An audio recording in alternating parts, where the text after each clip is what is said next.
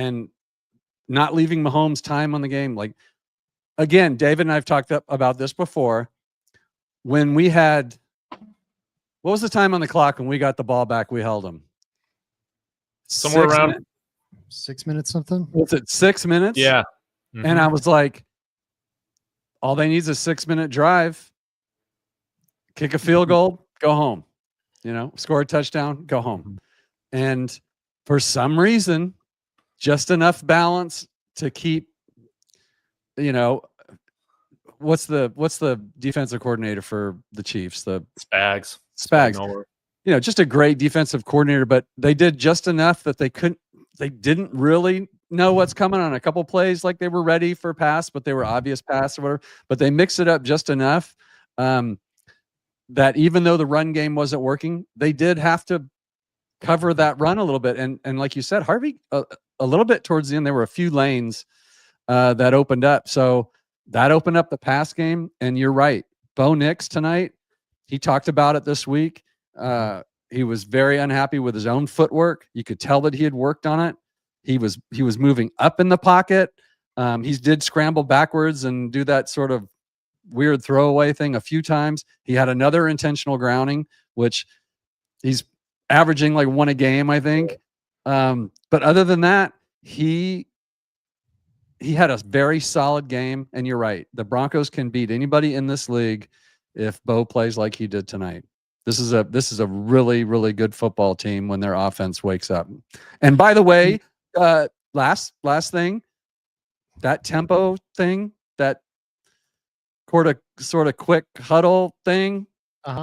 That's it, man. That's the key. They did it more this game. It works for them. I hope they stick with it.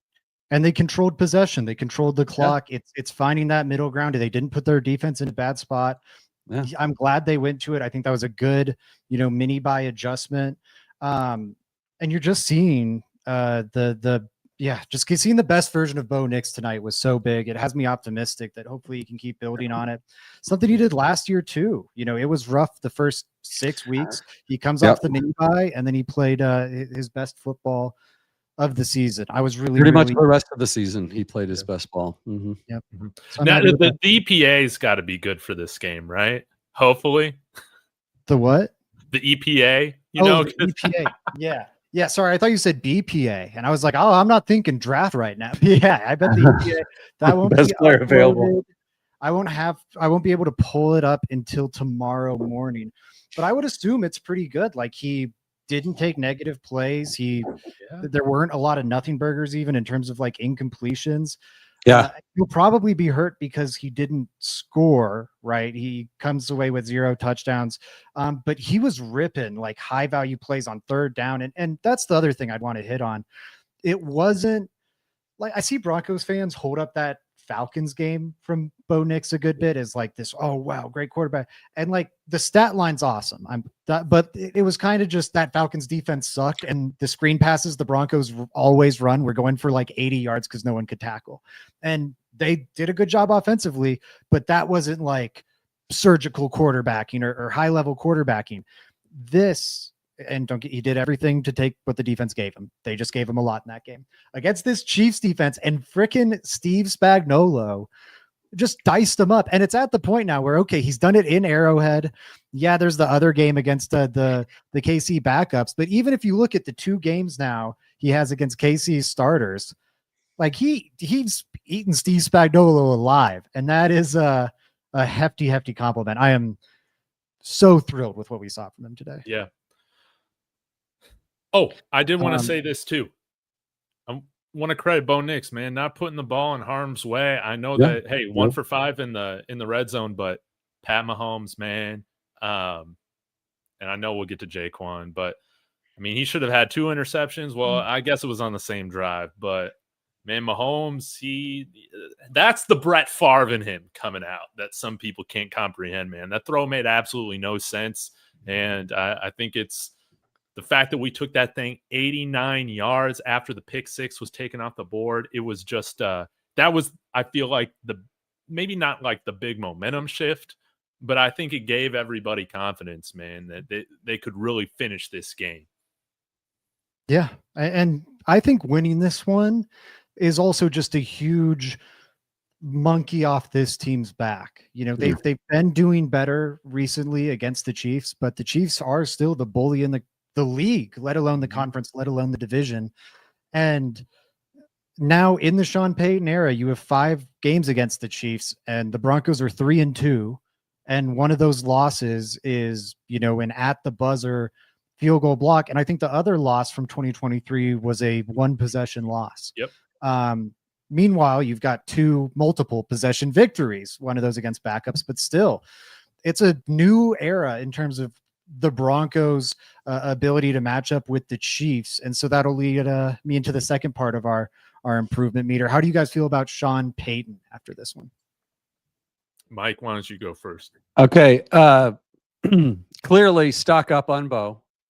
I mean, we did talk about Bo, but we're doing our improvement meter. Stock up on Bo.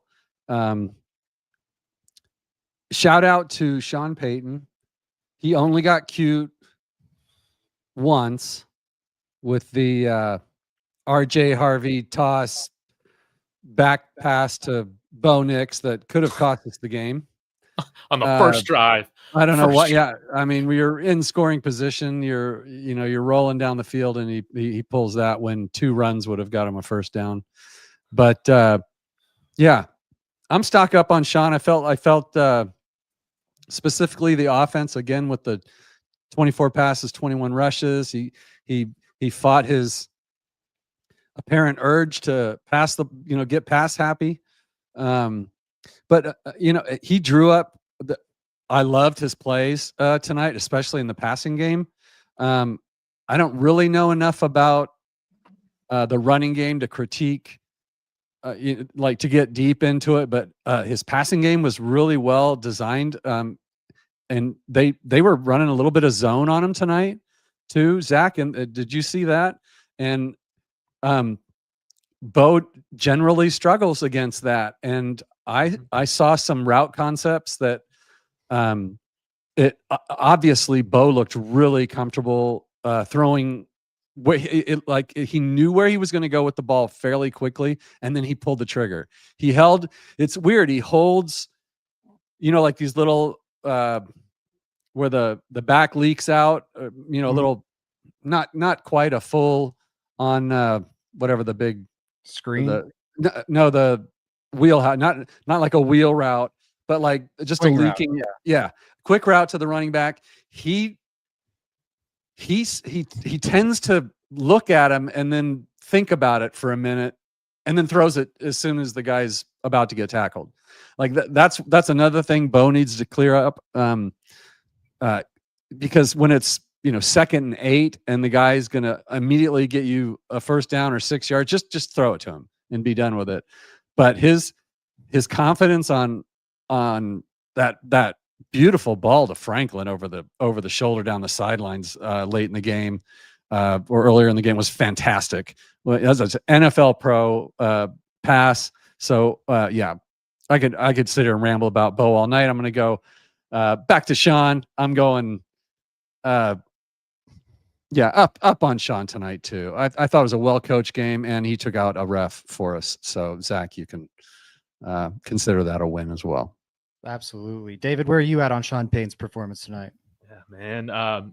Kansas City usually comes out, plays really well after buys. I assume that their record is fantastic. 22-4, and now 22-5 under Andy Reid. Wow, how about that? So, and that's just off the top of my head. I know all the stats. They were a desperate team coming into this. Like, that they were going to give a fantastic effort.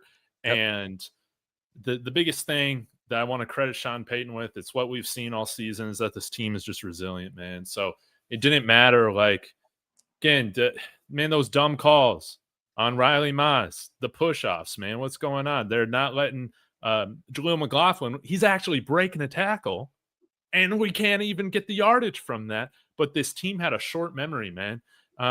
He prepared them well in terms of the attitude. They played fantastic. We finally got a great special teams performance. So want to credit him and the coaches with that. I mean, Marvin Mims had a couple of really nice returns. Mims had a huge return that set up, I think, at least one field goal right off the bat. Yeah. And Lutz, obviously amazing, but how about Jeremy Crawshaw, man? He almost had one blocked, but it ended up being like close to a 60-yard kick to put the Chiefs back close to their own 10-yard line. So, yeah, Sean Payton, he didn't get too cute. He had a couple Sean Payton calls. You're going to get that all the time with him, but ultimately can't complain. And I kind of wish we went to the run a little bit more. Hard to nitpick that, but I did want to give our running backs credit because I thought that they ran hard for being smaller guys. I think they gave great effort today. And it was nice to see them get some tough yards against Kansas City with Chris Jones maybe playing his best game of the year so far. Yeah. And on your Crawshaw, 4 punts, 58 yards was his long one. Inside the 20, 3 of them. So another great night from Crawshaw. And then Mims had 3 punt returns and he averaged 33 yards with a 70-yard run. Like a big night from him. Absolutely. Great stuff from Crawshaw. I was happy with Sean Payton tonight to keep on that topic. I thought, there were some difficulties there with him. The play calling, there was like the weird RJ Harvey pass down in the red zone. Hated that. I think it was really heavy on the passing stuff late and it worked out. They hit Troy Franklin downfield for that, what ostensibly was the game-winning play. But you had that last drive or last 2 drives even, RJ Harvey, who had been bottled up all night.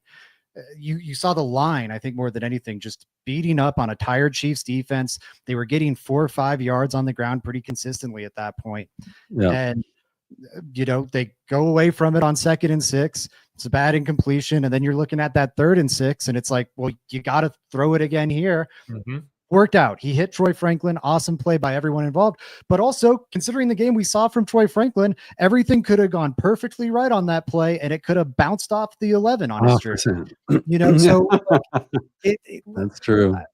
I don't want to, it worked out. It was even a successful, he was wide open. Both made a great throw.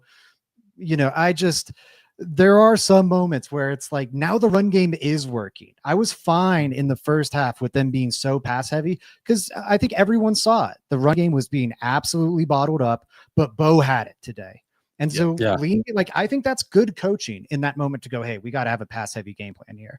Just like it would have been good coaching maybe the first 10 weeks of the season to go, oh my God, Bo does not have it and J.K. Dobbins does. Let's lean on this too. Right. And tonight, 70% of the game, 75% of the game should have been on Bo, but down the stretch, I wish there was a little more. RJ Harvey. Speaking of Harvey, where are we at with him? This is going to be a very important player. And let's widen it a bit just to keep our pace up. How do we feel about Harvey? How do we feel about these other young weapons? Pat Bryant, Troy Franklin, I would throw into that mix. Maybe you could include Mims if you want. But there's a lot of young, important contributors on this Broncos offense who are going to have to step up big now that J.K. Dobbins is out of the picture because more pressure on the passing game, on Harvey, of course, too. David, I'll start with you this time. Where are we at with those Broncos weapons? Pat Bryant, more targets, baby. He's just so dependable. He's so dependable. And I can count on one hand, I feel like, the mistakes he's made all season. So, yeah, you're bad. I love Riley Moss. But anyways, I'm getting distracted. My ADHD is going crazy. Sorry, David. That's on me. No, you're good.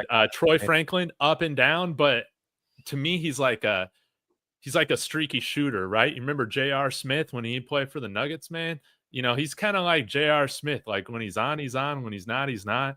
And maybe that's just what we have to live with right now with Troy Franklin. But, man, if he could start coming down with some of these contested catches downfield, and there was one route that I felt like he kind of gave up on for a split moment. Down the right sideline. Mm-hmm. Yeah, I wish that we would stop seeing stuff like that because, again, we're not even in the chance to get a flag, not like we'd get it against the Chiefs. But RJ Harvey, 11 carries. I think he ran hard, but 2.7 yards a carry. We kind of went away from it, right? As you pointed out, Zach, I don't really know if I can completely grade the running backs' performances, but off of this game, but they ran hard. They ran hard. I really want to see us sign somebody like Zach Moss or Gus Edwards this week and get them ready for after the bye. But I still think there's much more to RJ than what we've seen right now. But Kansas City, I mean, they were bottling up that run, especially in the first half. Yeah. Yeah. I mean, it's hard to run on, or it was really hard to run on them today. I want to see some more from RJ Harvey. I think some of it with him, and I was saying this on the KOA pregame show, I think a lot of it with him is going to be a numbers game. Like J.K. Dobbins, you could trust to get 4 or 5 yards almost every carry. Yep. And of course, there were some where he was bottled up, but the success rate was so much higher. RJ Harvey's yards per carry average entering this game was 4.3 yards per carry, which is about right in line with league average. His success rate, though, of 34% is like 15 points lower than league average. And the reason how you get to that average with like so many of your runs putting you behind the sticks is because every now and then you pop one for 30 or 40. He's got the home run speed that Dobbins doesn't. And I think there's going to be games between now and the end of the season that feel like this one and are very frustrating. And I think there's going to be games like the Titans one, where, maybe a lot of his carries are like this, but he pops the one for 30 or 40, and you look down at the stat sheet at the end of the game and he finishes with 6 yards per carry or whatever. Did he ever have a series in today's game where he got back-to-back carries? I mean, again, we weren't really running the ball very well, but yeah, there definitely weren't many. I don't know. I can't remember one. I don't know, but get this, guys. Yeah, Zach, you're asking about the young guys. Yeah. Our leading running back, both by attempts and yards, was RJ Harvey. Our leading receiver by yards was Troy Franklin, 84 yards. Our second leading, the one with the most receptions, was Bryant with 82 yards. Now, if that doesn't, 3 of our offensive weapons all were the biggest contributors in this game. So I think that speaks really highly about the future of these young guys. And then specifically on Harvey, I feel like I totally agree with what Zach said about it's a numbers game with him. If you want something out of him, you're probably going to need to see 17 to 20 carries. And then he's going to bust one for 20 or 40 or 80 yards. I mean, so didn't happen tonight on 11 attempts, but again, like you guys said and David said, not only was the run not working, but the Chiefs were playing the run, loading the box, tempting. Yep. They've been watching Bo Nix struggle for the last God knows how many weeks. And they were like, fuck it, let's make them run the ball. Little did they know that Bo was going to come out slinging it for 300 yards and beat him. And so, yeah, good look, I think, is a good look on the young guys. I think, I guess Barron, kind of a mixed bag, not a particularly good game from him. Yeah, a couple of good plays, but I think he should have had the pick six. Let's be honest about that, man. Well, he should. And if Hufanga could catch the ball, he'd have 8 interceptions this year. But he did catch the ball. He did catch the ball. And Riley Moss, he did not even have jersey on that play. He didn't even have jersey. That was stupid. And the corner probably gets away with that one. It was painful. I got to get into the. I'll mention the Jahdae Barron thing quick because I do have to talk about that. I'm rooting for Barron really hard. He's had a rough start to his rookie year just in terms of getting on the field. When he has gotten on the field, there's been ups and downs.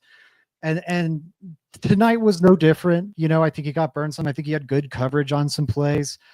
He got burned for the one big deep play. Oh, it was incomplete. Sorry, but that one of those first deep shots, he just got torched by, was it Hollywood Brown or I can't remember who, but it was Worthy. Worthy torched him on that first Chiefs drive, and Mahomes overthrew it. So up and down from Barron, but man, he should have had that pick six, and I am very sad for him. The other young guys, though, I'm so glad you shouted out Pat Bryant the way you did, Mike, because I think this is like Troy Franklin had a really rough start and he came through at the end as like the final hero of the game with that catch. But Pat Bryant was that dude today. He is the guy. He entered today's game with 10 receptions for 149 yards. With 43 of those coming last week, but 10 receptions, 149 yards. This week, he has 5 catches for 82 yards on only 6 targets, too. I'm trying to figure out how many of those were first down conversions. It felt like almost all of them. And that's the thing with him. This was true of him in the preseason, like a crazy high clip of his catches went for first downs. And so far entering this game, right, I said he had the 10 receptions, 9 of those go for either first downs or touchdowns. I'm curious what it was today, because 82 yards on 5 receptions. I'm sure one of them, maybe 2 of them didn't go for a first down, but it felt like every single time it was a high leverage play. I'm so glad he was okay. The way he came down on his head, also with a missed face mask, by the way, but the way he hit his helmet on that play, I was worried, maybe it'd be a concussion he was going to miss some time with, but right back into the game and right back making some more big plays. Also, Bo Nix, great game from him. Pat Bryant's day probably is even better if he hits Pat Bryant wide open on that out route on the second to last drive. I believe it was second to last. But so, up and down day or third to last, whatever. But Pat Bryant looks awesome. Troy Franklin, I think it's time to start dialing his snaps down. I just think he's fine to have honestly, he's probably a good number 4 wide receiver on balance. But I would be playing Bryant over him. I'd be playing Mims over him. Like, I get you need the speed that Franklin offers and the field stretching ability. I think Mims offers all of that, but then he's also a threat around the line of scrimmage. He's a reliable catcher of the football. He comes down with very difficult grabs frequently. And I just would love to see a lot more of these Franklin opportunities go Mims' way, but he's the only young weapon I'm kind of feeling negative about tonight. And like I said, even he had his big moment. And he's our second leading receiver on the team. Yeah. So even with all his problems, so if he can stop just not catching the ball, he's going to be something else. So I'm not going to lose faith on Franklin yet. I was off him. I'm back on him this year. Just needs to have a higher hit rate on those. That's the one thing. Yeah, 73 targets, 42 catches. That's, we need those numbers a little tighter. I think the last big topic we got to get into before we do stars of the game and anything else you guys might want to hit on is the Riley Moss of it all. I think that's going to be, if the Broncos lost this game, everyone would be furious with Riley Moss. And I think like the right take here, personally, or I'll ask you guys and then I'll respond. Where are you guys at with Riley Moss? I'm with. I'll go first this time, David. I'll let you off the hook. I think Riley Moss has played really well this year. I think he's been. I mean, he's just got one of the toughest jobs in the NFL. I think he's, and this is true. If you've watched football for more than 5 minutes,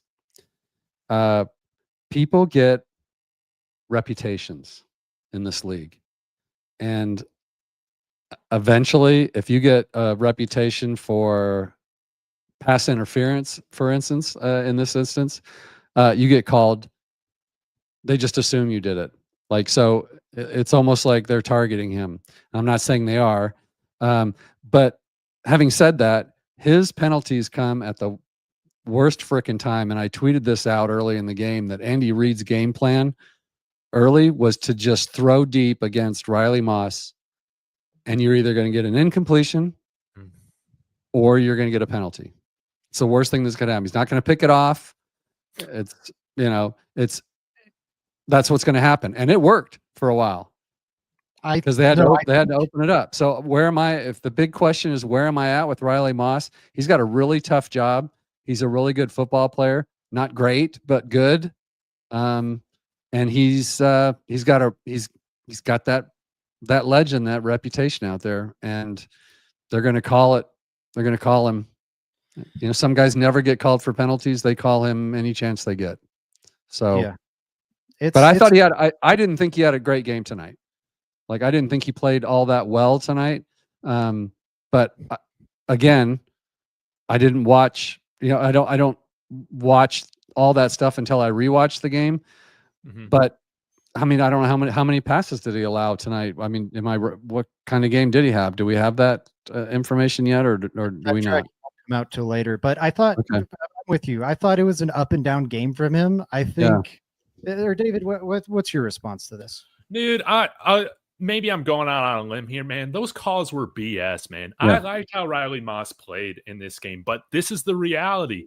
As Mike said, he has an unfair reputation. He is judged unfairly compared not only to DBs on his own team, but throughout the NFL, man. Those flags were ridiculous, especially the illegal contact. The illegal contact call was insane. He didn't even have a handful of jersey, dude. He had his hand on the shoulder. What is wrong with that? There were plays in which, again, no calls on Chris Abrams' drain, which I thought were fine. But again, once Riley Moss is involved in a play in which there's some hand fighting or an inaccurate throw, he gets whatever the reverse of the benefit of the doubt is, man. It's horrible. I think that he's had a really great year for us. But it's like almost when if PS2 is back, you almost, with how Chris Abrams, Drain, and Barron are playing, it's like on every third and long situation, you just have to take him off the field because of how unfairly I feel like he is being judged compared to the rest of the corners around the league, man. This is ridiculous. This is ridiculous. Hollywood Brown pushed off. He pushed off. And Jim Nantz is even talking about that. Oh, man, it looked like a little bit of a push off there from Hollywood Brown. His hand, his arm is the one that's extended, man. So really, though, you got to understand the fact is that he does get calls, dude, against this team, and it sucks. So it's almost like you have to take him off the field in certain ways, but it has nothing to do with him. It's the reverse racism with these refs. I think there's the white corner. Yeah. There's a big part of that. I think there's a big part of that. He just he gets no benefit of the doubt. I think even national people like Bomani Jones, like Greg Rosenthal, have pointed this out. He does not yes, if there's any hand fighting or whatever, they're going to call the flag on Riley Moss. I will say, I think one or two of these, he was called for, I think, 3 penalties. I think one of them, I think you could also, like the illegal conduct one's probably a penalty by the letter of the law. I see corners do that all the time and not get called for it. But I think one of them definitely was like the second pass interference he had downfield. It was like, okay, yeah, that's a rough one on him. The first, I don't know. So it's a mixed bag to me. And I kind of come down at a similar place to you, David, where, and I don't think you do it because he is so good. He's allowing the lowest completion percentage when targeted this season of any cornerback in the league. He's better than plenty of teams' number 1 cornerbacks. Like if he was, Miami would kill to have Riley Moss on their defense right now. And Broncos fans want to bench the guy.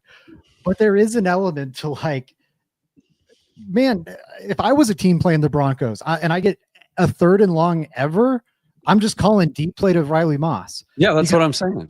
Yeah. No, I think it's a prescient point, like because it is a good result. Like I think he could, get an interception or something. He hasn't yet, but the odds of you getting a reception, getting a PI call, whether earned, because I think he helped kind of build that reputation, or unearned because the refs just throw him willy-nilly at Moss now. He leads the league in them, I think, now by a wide margin, and I really don't think he should. But yeah, he's going to have to, I don't know, prove it to the refs. I think it might be rough the rest of the year at least. Yeah. I don't see it changing. Stars, Mike, David, anything else you want to hit on before we get to stars of the game? No, I just love that. I just love that hot take, that emotional take from David. Yeah, well, dude, I'll say this too, man. Sorry for interrupting, but there The Chiefs DB's grabbing on Cortland Sutton all day. They don't get one flag. That one sack where you said he should have hit Pat Bryant, probably because he was open, maybe, but it was short of the sticks. Like, I'm not gonna fault Bo Nix, man, for throwing at the sticks, dude. But those guys are grabbing him, man. If that's Riley Moss right there, that's a flag coming out with a Zach, can you play the video that I sent that I put down there, please? Of course, which are banger after banger after banger after certified banger. I don't miss. That's true. Sorry. David, I got to get this back. Which way was I made that just for you, David. Dude, I love that. Dude, thank you. I like when you go off. I like when you get emotional. Like, Zach and I are just chill, we're just hanging out, and you're just like, fuck those refs, man. Dude, I hate them, man. Yeah. Dude, we had 150 yards of penalties, and 100 of that was from bad calls. Yeah. Bad calls, man. And before we move on, Zach, what can they do? Does Sean care? I mean, I know he hates penalties, but we're the worst penalized team in the league, and I think he's just kind of like, fuck it, go play ball. We'll deal with it. So I'll say, I don't know how many of the penalties I'd blame on coaching. And I'll first 10 weeks of the season, coaching. But like what, and I don't have it in front of me, but the penalties I think of, like the Alex Palczewski holding on the run play where he grabs Drew Tranquil. Like, that's not coaching. That's, I got my ass beat and I'm going to try and recover really sloppy now. And like, do I think Jim Leonard or Vance Joseph are telling the corners to like engage the receiver before the ball gets there? Like, I don't think so. Or I'm trying to think what other penalties there were, but like the 3 on Moss, there are different types of penalties. We're talking about 12 men on the field. That's coaching. Illegal formation. That's coaching. False start. All that. Yeah. Cooper out of lining up off sides. Coaching. I would be fine with pointing that. Like, there's a difference between my receiver, and this didn't happen tonight, but my receiver's burning me downfield for a potential touchdown. I got to put my hand on him and tackle him and draw a flag, so it's not a touchdown. Yeah, that's a good penalty. That's on the player. Oh my God, Von Miller's tearing around the corner on me and I'm about to let up a sack. I'm going to tackle him. Like, that's not coaching. That's you getting beat on a rep. And I think, again, this is anecdotal. I don't have the charting of penalties in front of me. But I think the penalties tonight were much more of the execution or like player getting beat variety. Now, Sean Payton had the crazy ass 15-yard penalty for taking out the ref. That's squarely on coaching. Obviously, you can't stand in that area. No, that's on the ref. Get out of the way. Dude, that guy can see, dude. Sean Payton's right there. It's like the Texas Ranger yesterday at the Texas A&M football. You know where you're going. Dude, these guys hate Sean Payton. I'm sorry, Zach. No, man, I'm putting that on the ref. And he was embarrassed, so that's why he throws the flag. What a loser. What a loser crew. After the game we saw tonight, I was not shedding too many tears for the ref. I'll also say I see Rich disagreeing. When you're leaving the player in the game, pretty much, if they keep holding, that's on coaching. Garrett Bowles' consistent holding penalty, like, you don't bench him because you don't have a better left tackle. Like, Chris Abrams-Drain, I really like him. He's not as good of a cornerback as Riley Moss is. Like, he doesn't have the loud mistakes, but also, like, Moss gets targeted downfield a good bit and forces an incompletion, or like he had a great PBU down the field. I think it was a target to Hollywood Brown in this game. No one talks about the reps he wins. And again, he wins a higher rate of reps than any other corner in the NFL. Lowest completion percentage allowed. That's what you want a corner to do. He does it with the hardest responsibility, playing opposite Pat Surtain, of any corner in the league. It's been so obvious that he's not a problem ever since Surtain went out of the lineup, because teams are just constantly targeting him. They're going at Drain. They're going at McMillan. There's not just a big circle on the relative weak link in a really strong secondary. I guess it's coaching that they're not benching a starting quarterback. That's good. Like, what, Bo gets a delay a game penalty? The bench Bo Nix now? Guys, Cortland Sutton got an illegal formation. I gotta sit him down for little Jordan Humphrey. Like, no, that's stupid. I'm sorry. Dude, that's why we got A.T. Perry. Yeah, A.T. Perry love. I'm sorry. When Tough week for David, by the way, on the when they devastating. When they put LGH in there, I thought for sure they were going to throw a screen, and I was going to be so pissed because I thought he's going to go without J.K. Dobbins, we're going to have to run screens as our run game. So they put LJ in, and I'm like, oh, here comes the screen. Nope, they didn't even go that way. And I was like, okay, Sean's not that freaking obvious, because I mean, that made me happy. So A.T. Perry, you're next. Dude, A.T. Perry catches some of those deep balls that Cortland or that Troy Franklin isn't catching, dude. That A.T. Perry's getting the job done. A.T. Perry had 4 touchdowns on 12 targets his rookie year, or 12 receptions, dude. This guy, 6'5", dude. He's coming down those deep balls. Sorry. Why isn't he playing? Good question. David, I don't know. Sean Payton's backstabbing for you. In your opinion, why do you think he's not playing? Troy has the draft capital. All right. Well, it's possible.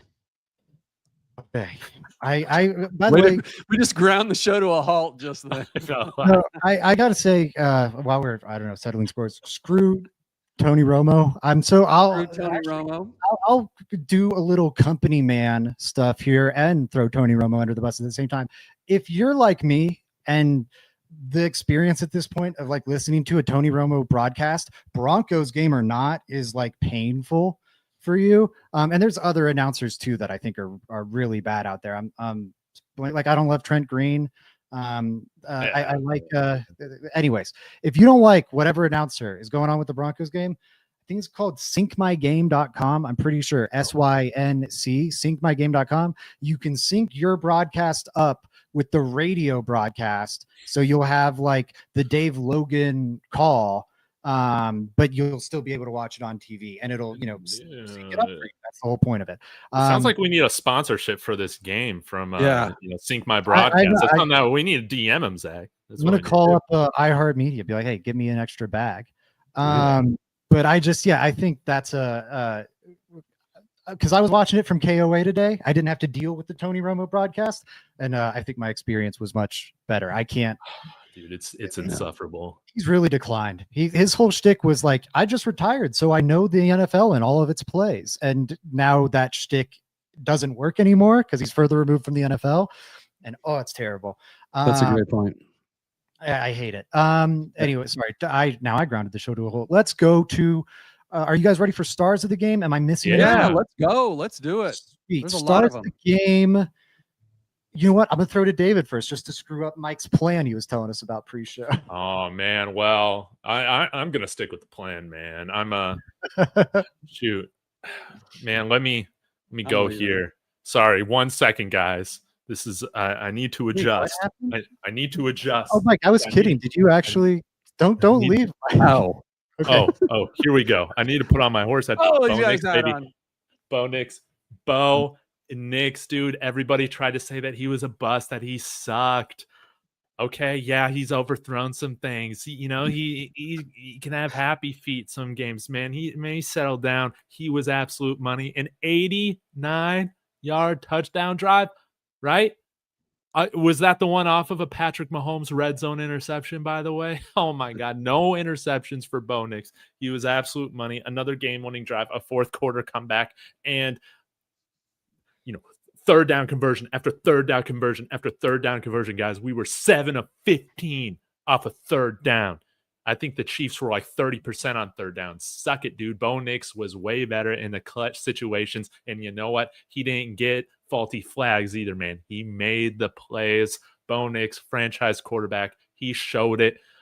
All you want to do is see flashes from a young quarterback, and he rises when the moments matter the most. Who cares about how it might look from the first to third quarters? You're judged on if you win in this league. Bo Nix wins. We're 9-2. I'm loving it. I love that, David. I love that too. Mike, I'm going to throw it to you pretty quick here because I do see some comments going. Bo Nix had a great week or great game, but how is blah blah blah not the player of the game? And Mike, Who's your player of the game? Well, first of all, I got to echo. I would have felt very comfortable with Bo Nix in this game, guys. David pointed it out. I mean, Bo Nix had a fantastic game. He was slinging it, 300 yards passing. He played better than Mahomes. I don't know if we talked about that on the air or off the air. But I mean, it's just true. It's just true. But there was, you know what, for a hard fought game and a game that the Broncos won, there's a lot of choices here. Troy Franklin would be a great choice. Pat Bryant would be a great choice. But I'm going to go defense. Somebody I've never had as my MVP of the game. And by the way, Hufanga, learn to catch the ball, and you will probably be the MVP of every freaking game. Like he picks off 3 passes a game. 3 passes a game. He needs to be on that Caden Davis. He needs to be on the Caden Davis regimen. 30 minutes before everyone else shows up to practice, get on that jugs machine. Get on the ball machine. Yeah, jugs, go for it. Jerry Jeudy had one off season. He wanted to look like he was trying hard and worked on the jugs machine a lot right in front of the media pre-practice. Guys, look, I'm on the jugs machine. That's what he needs to do. Sorry. All right, guys. I'm going to talk to you about a name we don't talk about a lot. Jaquan McMillan. This little scrappy guy. He's one of those hot and cold players, but man, he's getting more consistent. He's playing better. Vance is knowing how to use him. Just tonight, you could argue that he won the game for us as much as Bo Nix won the game for us tonight. This defense, Vance Joseph called a great game. I knew as soon as we scored, I said it in front of everybody, that the Chiefs were going to march right back down and score. For some reason, that's what we do. We can stop them all game, but as soon as we score a touchdown, the defense is like, oh, we're good, and then they score. Not J-Mac. This guy had, I'm gonna read this to you. This stat line to you. Total tackles, 6. This is for a nickelback, by the way. And it was huge. The Broncos wanted to play light in this game. To do that, you need your nickel corners. They had to play in the run game, and he did that, to your point. They put him in that position and said, J-Mac, go out there and hit people. You're going to have to cover the pass. You're going to have to cover the flats. You're going to have to do it all. 6 tackles, 5 solo, 2 sacks, 2 tackles for loss, a pass breakup, an interception. I mean, led the team in solo tackles. Just a fantastic game from him. He was all over the field. Hats off to him. You're in a defensive backfield, missing their best player. You've got Travis Kelce running all over the place. Speedy receivers, and J-Mac was as big a part of shutting this. You know, when you don't have a big night from the pass rush, you know, that everybody talks about our historic pass rush. There were 3 sacks tonight. J-Mac had 2 of them. So that's a weird stat. That's as weird as the Tillman has 2 interceptions on the year. Even more than the sacks, they only had 4 total tackles for loss tonight. Uwazurike had a run stuff, but he had 2 of the 4 tackles for loss with those 2 sacks. I'm really curious to see what our pressure rates and stuff were tonight. Not being a stat nerd, but those I do like to see pressure. I do like to see pressure rates. And Mahomes is really good at it. Just pisses me off because he runs about as slow as I do, and he'll gain 16 yards on a run.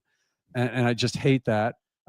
Just makes me want to see Bo outrush him every game, which I think he may have done that tonight. So J-Mac gets my stars. But guys, there were a lot of really good players tonight. Everybody played pretty solid. Will Lutz would be another choice too.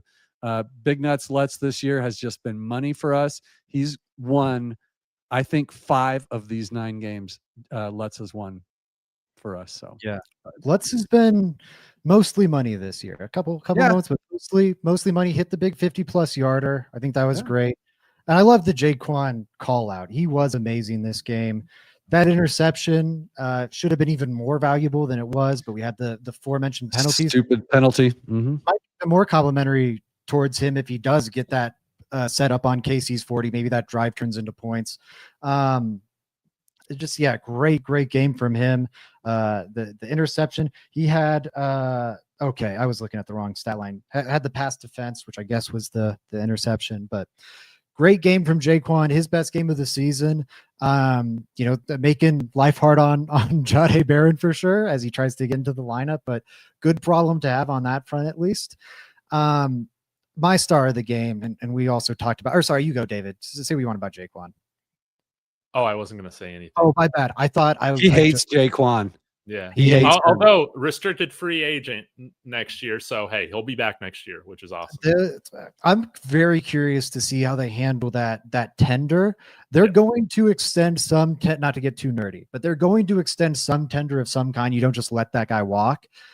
But do you get aggressive and do like a first or second round tender, which is going to be more expensive, but he's good enough that you might need that to protect him. If you do an original or a right of first refusal tender, excuse me, probably gets signed away unless you want to match on a big deal. You could keep him cheap, or worst case scenario, get a second, or they wouldn't give you a first, but get like a second round pick out of the exchange. I put a second round tender on her. I would too. I think I you're would right too, and he's not at a premium position as like an outside corner. I think they can find a way to hang on to him. If they need to pay him a little bit, we're going to have 40-something million in cap next year, being out of the Russell Wilson thing. He's not going to be one of our big dollar guys, but I think they're going to try and keep him too. If they don't, I haven't seen enough from Barron to justify letting J-Mac walk. I feel the same, and it's also just J-Mac's been awesome this year. Like, he's just playing great this game. Okay, my star. I'm gonna go back to Pat Bryant. I just like Franklin was great too. Came through with that big play, but also had some big drops. I think he's been up and down. Pat Bryant, I'm so happy for him. He kind of had a rough start to the year in the sense that, like, even now, I mentioned his stats earlier. 10 receptions for 149 entering this game, and that's with 19 targets. 19 targets. And a lot of them are not his fault. I went back and charted every single incompletion, and it's like a Bo Nix throwaway or a pass. I would say 4 or 5. No joke. I'm not even being hyperbolic. Of those 9 incompletions, 4 or 5 were deflected at the line of scrimmage and just had no chance of reaching Pat Bryant. And so he's had this like inefficient stat line through no fault of his own. And tonight, 6 balls thrown his way, reels in 9 of them, 82 yards, just awesome. And I wonder if the incompletion they're charting as a target was the one that went to Sutton. I imagine, that the third down late in the game where you wanted a holding called, sails over Bryant's head. You kind of saw it on the quarterback angle. I could have seen that charted as a target for Sutton or Bryant. I think it was for Sutton. But if that was the one for Bryant, that's an incompletion. Point being, then that's not even on him. I can't think of whatever incompletion was thrown his way, but he was just money all night long, coming up with big plays. And I think the Broncos need that role in this offense. Like, you've got Sutton as like your go-to reliable, hey, we need a play here guy. Last year, they had Valet to balance him out when, defenses were shifting all their coverage towards Sutton. Franklin's been great at getting the separation. He hasn't been the reliable target where, like, there's a critical third down conversion. Bo throws it right to him this game, and it goes, through his hands. Pat Bryant has been so money on those. I think he's in line for an even bigger role and looks like a draft hit right now. That was a guy who definitely going in the draft community labeled a reach, including myself, and looks like a really great pick now. You're right. And I mean, what you said, Pat Bryant didn't drop a ball tonight. So whenever you see targets versus receptions, you have to do the nerd stuff like this guy. Because, but Troy Franklin tonight, he caught half of the balls that were thrown to him. 8 targets, 4 receptions versus 6 targets, 5 receptions. Pat Bryant is, I said it last week on the show, he's got the best hands on the team. Court is Cord is going to become what we used to call a possession receiver. I don't know if we still use that term anymore, but it's basically a big target that you can count on to get 7 yards and on third down when it's 3rd and 6, and he's going to catch the ball for you. Pat Bryant has the ability to do that and have a 48-yard long reception like he did tonight. That's a great call, Zach. So I was really on the fence. What a player. And when he was tackled, I thought broken clavicle, broken shoulder. Those were my fears. He comes out.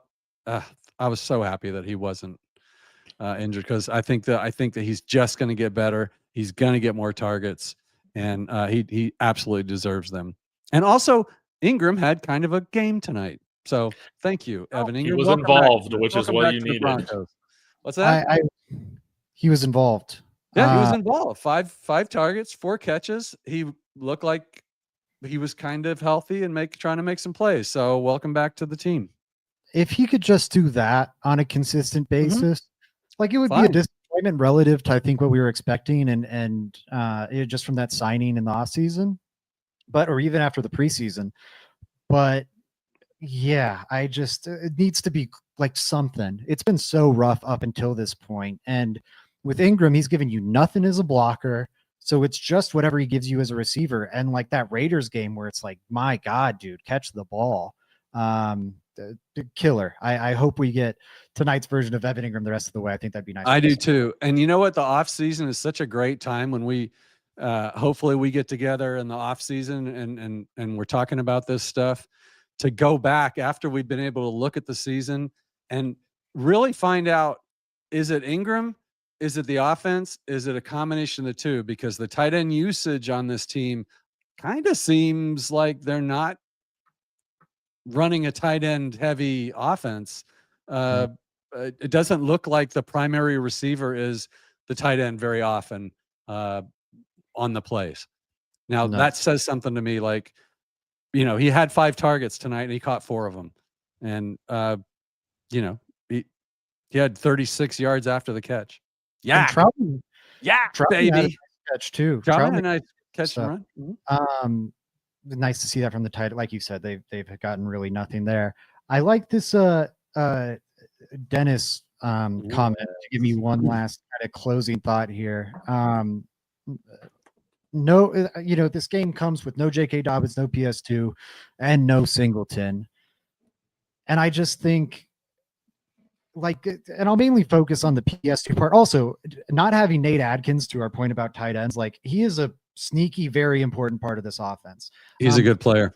No Ben Powers, too, for a lot of this stretch. And the Broncos have just kept winning games. They've been healthy for much of the year. But right now, these past 2-3 weeks or so, with Mims being out until this game, they've had this weird little pocket of injury problems. And getting through it almost unscathed. I think PS2 probably misses that Commanders game. But the Commanders are not a great team. The Raiders right after that are not a good team. If you just take care of business, you're probably looking at a healthier, you're done with JK for the year. But we'll be talking about a much healthier Broncos team, 2-3 weeks from now. And maybe they make it through this injury riddled stretch without dropping a game. And I think that would be pretty damn awesome. Mike, do you have any closing thoughts here? I do. Guys, this is the best time to be a Broncos fan than there has been since 2015. It's not even close. I cannot wrap my head around this Broncos team is 9-2, should be 11-0, as if you've watched every game this year. And if you don't like the should word, I'll say could be 11-0 because they lost 2 games with no time left on the clock and could have easily won those games. So we are currently the number 1 seed. We will have home field advantage in the playoffs. And if this keeps up, let me just run this down for you real quick. The Chargers lost 35-6 or something to the Jags today. Dude, they charged so hard. That game I watched it out of the corner. I had kind of the I think I just had like red zone on, so I was catching like most of just little pieces and parts. But every time they tuned in, the Chargers were just getting the crap beat out of them. The loss of those 2 tackles is devastating on that team, and the Broncos have a 2-game lead on them right now. The Broncos have a 4-game lead, a 4.5-game lead on the Chiefs, maybe. I don't know exactly how that works, but definitely 4 games. We've got 9 wins. They've got 5. The Raiders are out of it. The AFC West is right there for us. We're going to win the AFC West. That's what I'm saying. That's my take. It's my final take. The Broncos are winning the AFC West this year. Said it before the game. If the Broncos beat the Chiefs today, they're winning the West. I'm going to stick with it. Those are my closing thoughts. Enjoy the bye week. They're going to come out firing with some new stuff, and the schedule lines up pretty well for them. So good things are coming. David, what are you thinking as we close out here? Yeah, I got to shout out the defensive line today and call out the depth, man. No Jonah Ellis today. Dondrea Tillman stepped up. I think he had I want to say he had a tackle for a loss, or maybe it was a QB hit. Malcolm Roach also made his presence known along, the cast of the normal guys making impacts like Zach Allen and whatnot. Awazarike had some nice plays in the run game as well. So a tackle for loss. Yeah. So really, though, you might say, hey, only 3 sacks. We're used to like having 8 sacks a game. Hey, I understand, but I want to give our edge rushers credit. They played very disciplined football today. That was one thing I was really, really worried about, is that our edge rushers can kind of over pursue at times and lead to big scrambling holes for the quarterback. And it was very clear the game plan was to keep Mahomes in the pocket. That is when he's at his worst, if there is a worst. And that's what helped, I think, lead to just a very inefficient day from him.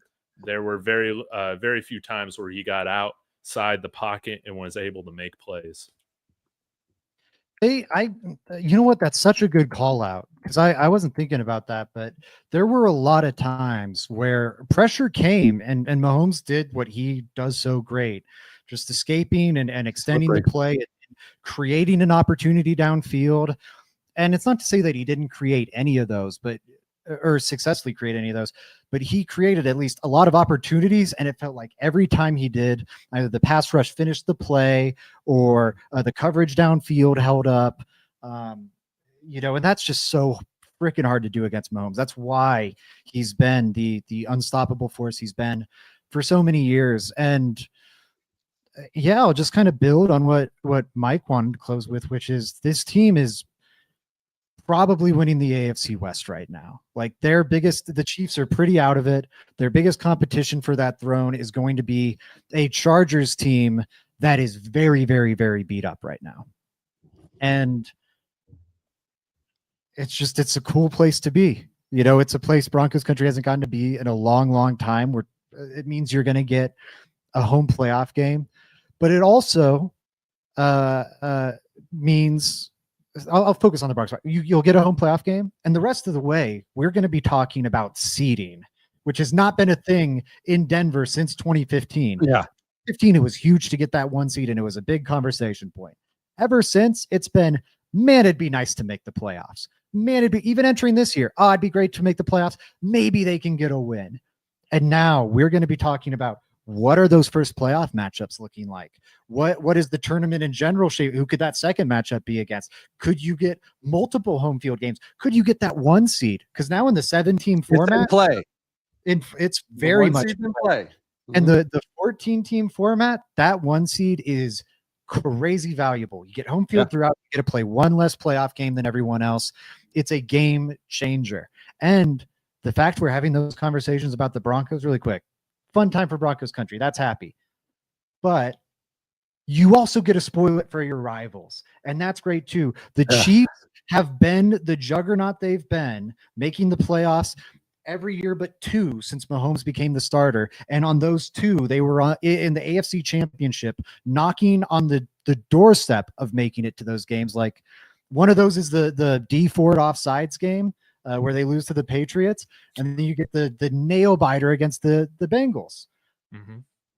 The Broncos might be the first team, because this game, if it's what sends them to the wild card round, if it's what forces them to try and win 3 road playoff games in a row, this game that we just saw, this moment from the Broncos, might be the moment that stops Mahomes from reaching the AFC Championship for the first time in his career.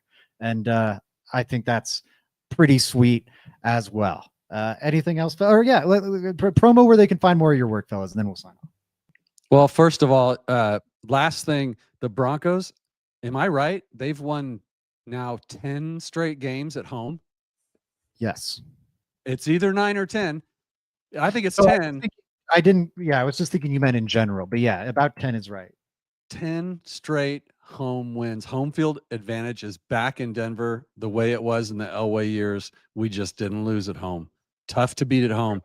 We took a big step towards that certainly getting a home playoff game, but maybe even a first round bye and home field advantage. We're going to see how it plays out. 9-2. That could be, if they get the first seed and play at home, then you're going to start hearing me talking about Super Bowl being on the board. So that's how excited I am. Yeah. So first of all, shout out Zach at Let's Talk Broncos for hosting the show for us and doing all the hard work. We just get to come on here and talk, so it's great. Everybody knows I'm at mic'd up, which you would see on the screen, except we're in thin mode tonight, so you just see ED'd up, so it looks like it says fucked up, but it says mic'd up. And shout out to my guy David too. The 3 of us are undefeated, just as the Broncos are, and we're going to take credit for it. So yeah, you can find me on Twitter. You can find me wherever you want to. David, tell them about yourself. Dude, I love it. Yeah. Again, guys, link in description for Kalshi. Thanks for sponsoring the channel. DTB. Get yourself a nice little bonus. You can find me at David Talks Buffs on YouTube, David Talks Broncos on YouTube. And yeah, we got all sorts of shows going, including a big collaboration tomorrow night, which is Horsepower Hour with some of your other favorite Broncos creators not on tonight. So that's going to be a lot of fun. But Zach, Mike, I love what we got going on. Ever since Mike came on, man, we are undefeated. And yeah, you guys are bringing it up. Let's go get Mercedes Lewis the Super Bowl. And hey, J.K. Dobbins could be back if we make the Super Bowl. So that's true. Lot to play for. That's true. Broncos. So the win streak, and thank you guys very much for the kind words, and I appreciate the shout out. Make sure you are supporting Mic'd Up and David Talks Broncos, David Talks Buffs. Love these guys, love the work they're doing. It's been fun doing our post games together. It is 11 straight home wins now, Mike. So it was 10. It was 10 today, and now it's 11. Yeah, it's now crazy. 11. We're back, baby. We are back. So the longest, sorry, I just had it here. The longest Broncos home winning streaks are how many are there? So they actually have the 3rd longest one all time from 96 to 98. They won 24 home games in a row. I remember. They had a 13-game home win streak from 2012 through 2013. They had another 13-game home win streak from 2004 to 2006. And then in 1983 through 1984, they had a 12-game win streak. So they've had 4 longer in Broncos history, which is a pretty darn illustrious history and a good home field advantage throughout that illustrious history. This is the 5th longest home winning streak for the franchise. Pretty darn cool time to be a Broncos fan. Soak it in, everybody. If the last decade taught you anything, I hope it's to savor these moments. Support my guys, David and Mike. And until next time, everybody, let's go Broncos. Let's go Broncos.